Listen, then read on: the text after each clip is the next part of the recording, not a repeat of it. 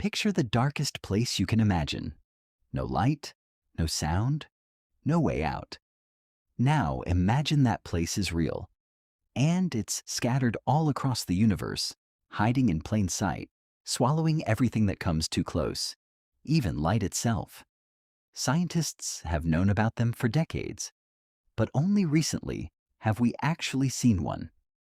And what we found changed everything we thought we knew about space, time, and the universe we live in. Today, we're going inside a black hole.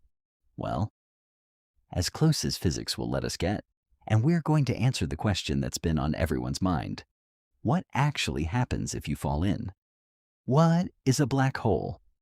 Before we go any further, let's get something straight. A black hole isn't actually a hole. It's not an empty void floating in space. It's the opposite. It's an enormous amount of mass, crushed into an incredibly small space. So much mass, packed so tightly, that gravity goes absolutely off the charts.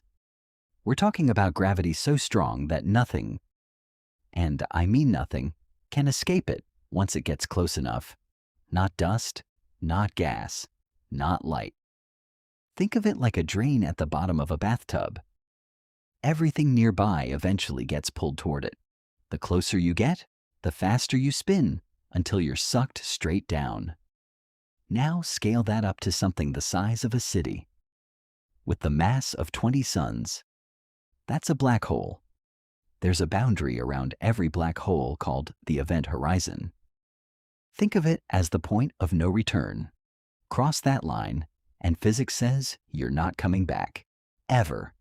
And they're not all the same size. Some black holes are just a few miles across.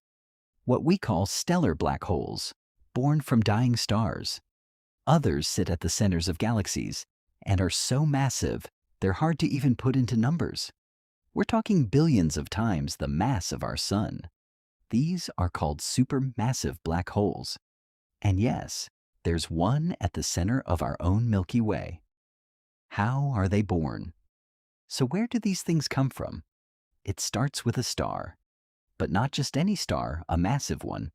We're talking 20, 30, sometimes 50 times the size of our sun. For millions of years, this star burns through its fuel-converting hydrogen into helium through nuclear fusion, blasting out heat and light and radiation into the cosmos. Then, one day, it runs out. And when a star that big runs out of fuel, it doesn't just quietly fade away. The core, which had been held up by the pressure of all that burning, suddenly collapses in fractions of a second. And then it rebounds in one of the most violent events in the entire universe, a supernova. For a brief moment, a single dying star can outshine an entire galaxy.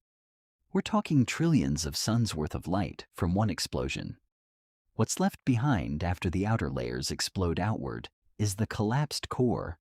And if that core is heavy enough, gravity wins, completely crushing it down until it becomes a black hole. Our own sun? It won't go out that way. It's too small.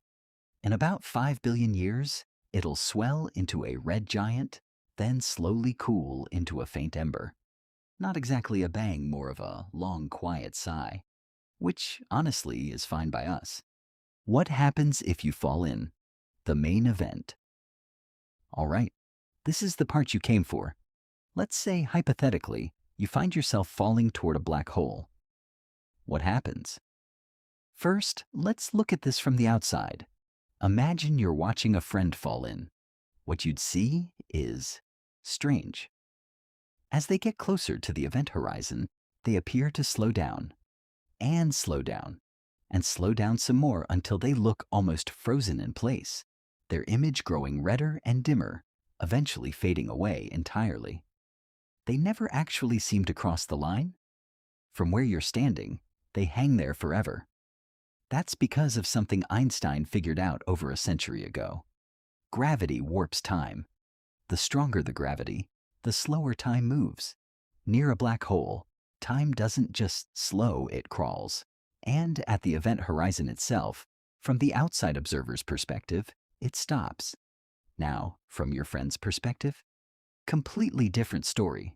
Crossing the event horizon feels like nothing. No alarm bells, no wall, just open space. If you were falling feet first, you'd cross that invisible line, and you might not even notice at first. But then the tidal forces kick in. See? Gravity isn't the same strength at every point on your body. The gravitational pull on your feet, closer to the black hole, is stronger than the pull on your head. And as you fall deeper, that difference grows fast. Your body starts to stretch vertically, like taffy being pulled from both ends. Scientists actually have a name for this, and I love it: spaghettification. Yes, that's a real scientific term. You literally get stretched into a long, thin strand like a cosmic noodle as you approach the singularity at the center. And the singularity? That's where things get truly weird. It's the point where all the mass of the black hole is compressed possibly into an infinitely small space. And at that point, our math breaks. The equations that describe physics everywhere else in the universe just stop working. We genuinely don't know what happens there. And that's not a cop-out, that's one of the biggest open questions in all of science. What James Webb changed? For most of history, we couldn't actually see a black hole. We could only infer their existence by watching stars orbit something invisible, or by detecting bursts of X-ray radiation from matter spiraling in. Then in 2019, something remarkable happened. A global network of telescopes, effectively turning the entire Earth into one giant dish, captured the first real image of a black hole. That glowing orange ring you've probably seen online. It's 6.5 billion times the mass of our Sun, sitting 55 million light years away. And for the first time in history, we actually looked at one.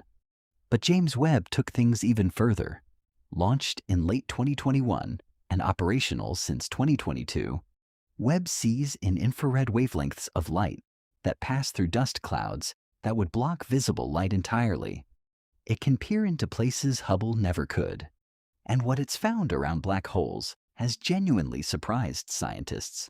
Webb has spotted black holes that formed incredibly early in the universe's history, within the first few 100 million years after the Big Bang, and they were already enormous. Way bigger than they should have been that soon. How did they grow that fast? We don't fully know yet, and that mystery is currently driving some of the most exciting research in astrophysics. The universe keeps raising the bar on us. Every time we build a better telescope, it finds a way to surprise us. Black holes are more than just an extreme corner case of physics. They're a reminder of how much we still don't understand about gravity, about time, about the nature of space itself. Every answer we find seems to open 3 new doors, and somehow that's not frustrating. It's the whole point. That's what makes exploring the cosmos feel like the greatest adventure humanity has ever taken on. Next time, we're going to ask a question that's been bothering scientists for decades. Are we alone? Because James Webb isn't just finding black holes out there. It's also looking at planets, planets with atmospheres, planets the right distance from their stars, planets that, under the right conditions, might not be empty. If you want to come along for that one, hit subscribe and drop a comment. What part of the universe are you most curious about? I read everyone.